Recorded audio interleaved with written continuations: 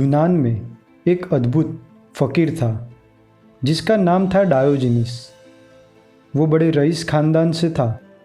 उसने सब त्याग कर दिया था, लेकिन इतने बड़े घराने से होने के कारण कभी अपना काम अपने हाथ से तो किया न था, तो एक गुलाम बचा रखा था।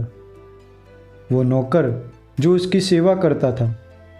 ऐसे तो डायोजनीस ने सब कुछ छोड़ दिया था, लेकिन ये एक नौकर अपने पास रखा था, क्योंकि फिर बिस्तर कौन बिछाता, भोजन कौन बनाता, तो ऐसे वो सन्यासी बन गया था। लेकिन एक दिन ऐसा हुआ कि वो नौकर भाग गया।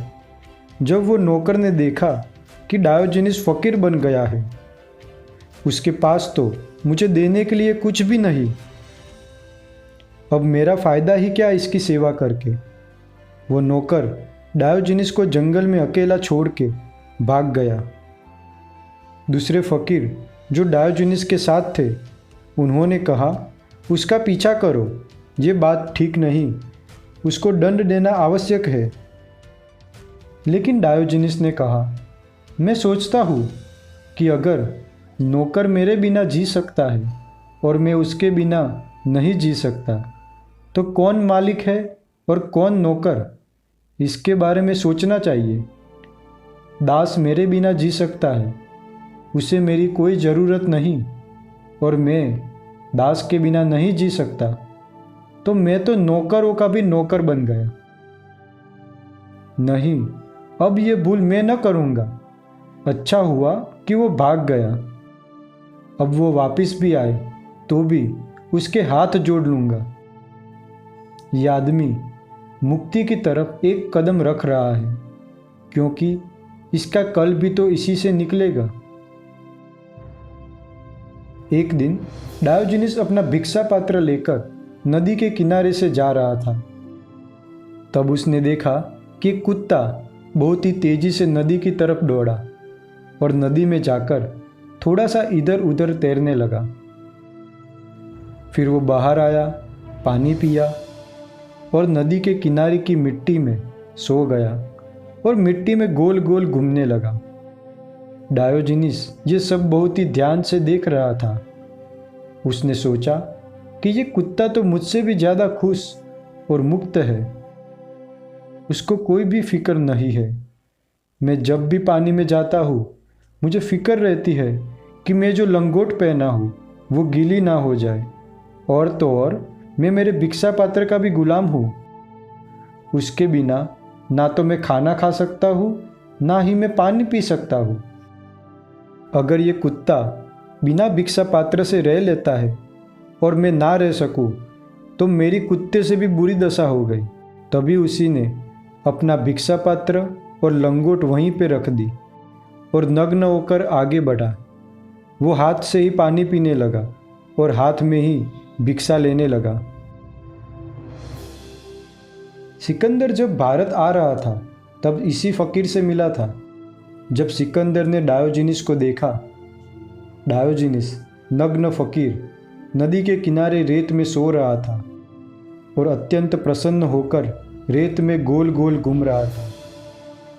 उसके पूरे शरीर पे रेत थी। सिकंदर ने कहा, तुम मनुष्य हो या जानवर, तुम नग्न हो, और ऐसा तो क्या हो गया जो तुम इतने प्रसन्न हो रहे हो। डायोजनीस ने ऊपर सिकंदर की ओर देखा और कहा, तुम दुनिया को क्यों जीतना चाहते हो। सिकंदर ने कहा, मैं अपने लिए खुशी और शांति चाहता हूँ। मैं पूरी दुनिया को जीतने के बाद आराम करूँगा। डायोजनीस हंसने लगा जोर से। वो पहाड़, वो नदी उसकी हंसी से गूंज उठी होगी। सिकंदर थोड़ा हतप्रभ हुआ। उसने पूछा, इसमें हंसने की क्या बात है। डायोजनीस ने कहा, हंसने की तो बात है ही। मुझे देखो, मैं बिना दुनिया को जीते इतना प्रसन्न हूँ और आराम भी कर रहा हूँ। तुम दुनिया को जीत कर आराम करोगे, ये मुझे समझ में नहीं आता। भला प्रसन्न होने के लिए और आराम करने के लिए दुनिया को क्यों जीतना। अगर आराम ही करना है तो अभी क्या बिगड़ा है। ये नदी काफ़ी बड़ी है और रेत का घाट भी काफ़ी बड़ा है। इसमें मेरे लिए भी जगह है, तुम्हारे लिए भी जगह है। तुम लेट जाओ, सुबह कितनी सुंदर है। डायोजनीस लेटा था नग्न, सुबह की धूप ले रहा था। कहते हैं सिकंदर डायोजनीस की स्वतंत्रता को देखकर ईर्ष्या से भर गया था। सिकंदर ईर्ष्या से भर जाए वो सोचने की बात है। और सिकंदर ने कहा, परमात्मा से मुझे दोबारा जन्म लेने का मौका मिले तो मैं कहूँगा मुझे सिकंदर मत बनाना, मुझे डायोजनीस बनाना।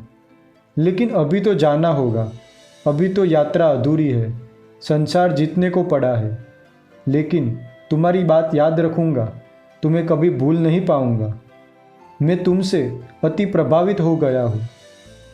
तुम्हारे लिए कुछ करने को हो तो कहो, मैं तुम्हारे लिए क्या कर सकता हूँ। तुम जो कहोगे वो तुम्हें दे सकता हूँ। तुम बस मांगो जो भी तुम्हें चाहिए, मैं बहुत ही प्रसन्न हूँ। डायोजनीस ने कहा, तुम थोड़ा धूप छोड़ के खड़े हो जाओ। सुबह सर्द है और मैं धूप का आनंद ले रहा हूँ और तुम नाहक ही मेरे और धूप के बीच में खड़े हो। और तो तुम क्या कर पाओगे मेरे लिए। और तुम्हें कह दूँ कि जिसने भी संसार में विश्राम किया है, प्रसन्न हुआ है, उसने इसी क्षण में शुरू किया है, क्योंकि हर क्षण इसी क्षण से तो पैदा होता है। तुम कहते हो कल करेंगे, कल ध्यान करेंगे, कल जागरूक होकर भोजन करेंगे, कल होशपूर्वक कार्य करूँगा, कल प्रसन्न होंगे, कल जीवन जी लेंगे। तुम आज तो कुछ कर लो, क्योंकि आज ही तुम्हारा कल बनाएगा। एक दिन और बीत गया, निंद्रा में, बेहोशी और मजबूत हो गई। सिकंदर को अलेक्जेंडर द ग्रेट कहा जाता था, लेकिन उसके नाम में और एक शब्द जोड़ना जरूरी है। सिकंदर को अलेक्जेंडर द ग्रेट इडियट कहना चाहिए, क्योंकि उसके जितना मूर्ख शायद ही आज तक दुनिया में हुआ होगा। उसने अपना तो जीवन बर्बाद किया ही किया, साथ ही साथ कई लोगों का जीवन बर्बाद कर दिया। सिकंदर ने 16 साल की उम्र में युद्ध करना शुरू किया और वो लगातार 16 साल तक युद्ध करता रहा।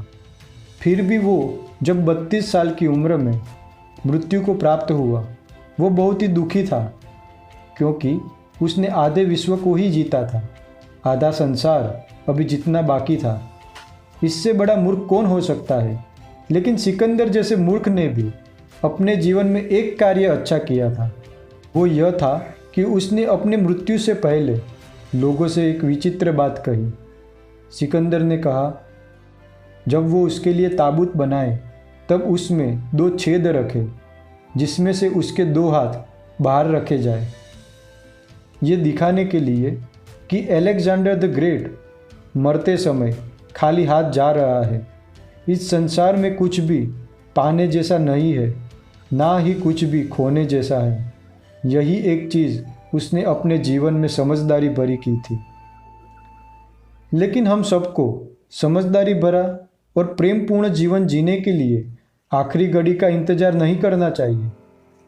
यही समय है जब आप जिंदा हो, सब कुछ आपके हाथ में है। आपका मन, शरीर, ऊर्जा सब आपके नियंत्रण में है। यही मौका है खुद को जानने का। जानो कि क्या बातें आप में अच्छी नहीं है, उसे खोज करो, अपने आप को सही करो, अपने आप को बदलो।